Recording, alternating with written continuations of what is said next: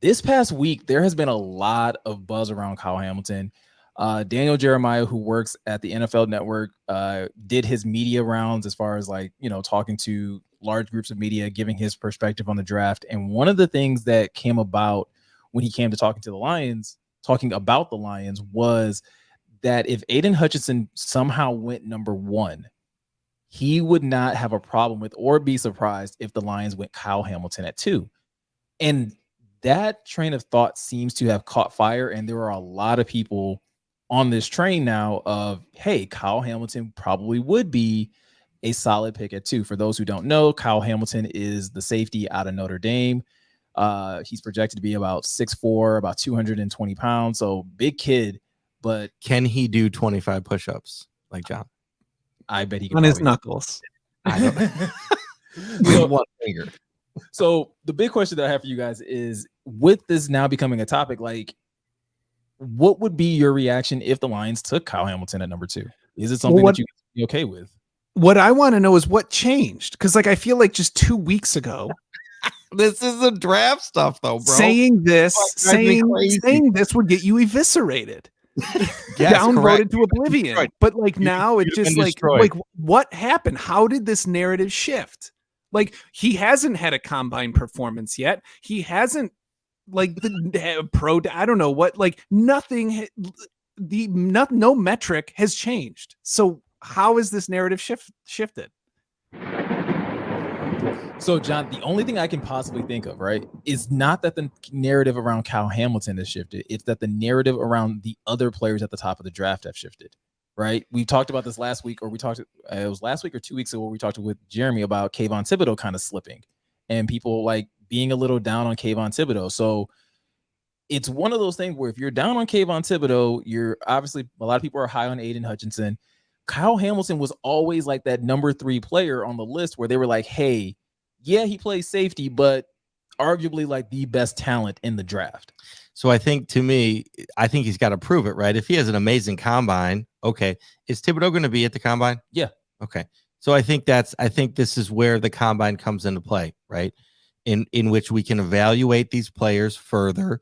They can interview them further, right? Yeah. I think this is why we have the combine, right? I think that's. So again, to me, I go back to the combine draft, like, okay, we'll see what they want to do, because at the end of the day, it's Holmes and Campbell decision. It's really a Holmes decision, right? Yeah. Well, it's a combo. They said it's a combo. Their interviews, they're on the same page. So I think it's a collaborative decision, but it's up to those guys and what they want to do. Do you think the decision then, let's say Hutchinson is going first. Okay, yeah. In this theoretical world, Hutchinson goes 1. Good for him. Congrats. Yeah. Right? Like U of M getting a number 1 overall pick. Yeah. When was the last time that happened? Jake Long it was Jake Long. Was it? Okay. So if that happens, the options are, endless, but Thibodeau. Yeah. Hamilton. And then, honestly, it's that's it, right? Yeah. Unless they've fallen in love with, we get into, which we'll talk about later, but unless we, and this is what Miko was trying to understand from Jeremy today, or was it today or yesterday on Twitter? Yeah, today. Right. So of this understanding of Malik Willis, if he's there at 32, do you take him at 2? This whole thing of like, it depends on the need. Yeah. And the value that you're putting on certain positions. Right. And so that's where I think, so me personally. Okay, Miko, go. I know I was very much on like, no, you do not take Kyle Hamilton at 2. And then I want to hear from Gian. But if Aiden Hutchinson is gone. Yes. I am kind of warming up to the idea of taking Kyle Hamilton at 2. And this is and I have 2 reasons. One is stupid and the other one is maybe less stupid. Oh boy. The stupid reason is like safety is my favorite position in the NFL. It is by far like why is that stupid? I just think it's a stupid reason to say that's why you would take a guy at 2. Okay.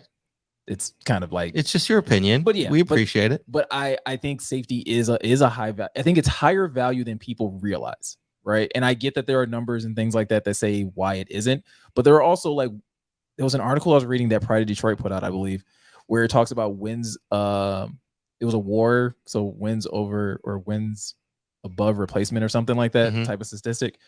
And safety was third behind quarterback, and corner. So it was quarterback, corner, and then safety was like, the third most valuable position. So in that sense, if Kyle Hamilton is this freak athlete, right? I am kind of in the same camp as you, where if he tests ridiculously, I don't know if you pass on that, because I do, in a sense, trust Aaron Glenn to scheme up a defense and to put Kyle Hamilton in position to make impact plays, whether that's blitzing, whether that's covering tight ends, whether that's covering deep. Like, it's hard to dismiss some of the stuff that you see Kyle Hamilton do on the football field. Okay. I think the thing that to keep in mind for me is drop off is what is the drop off between Kyle Hamilton and the next best safety, or like the next best group of safeties? What is the drop off between Hutchinson and Thibodeau, and then the next group of, and I think the combine is going to show how big or how small that gap is. And I think if the gap or the drop off between Thibodeau and Hutch isn't really that big, like some other DEs really, or edge guys really show out at the combine, then I can see them taking Hamilton. If again at the combine, Hamilton really shows that he's in class, or vice versa. If a bunch of was it Brisker, Penn State, Jaquan Brisker, Jaquan. A couple of those guys show that no, there's not that much space between me and Kyle Hamilton. Now, again, these are just raw physical attributes. I think, divorced from a game, decontextualized from a game, is how valuable is that information? It's valuable, but playing in an actual game, covering an actual human being, I think should be valued more.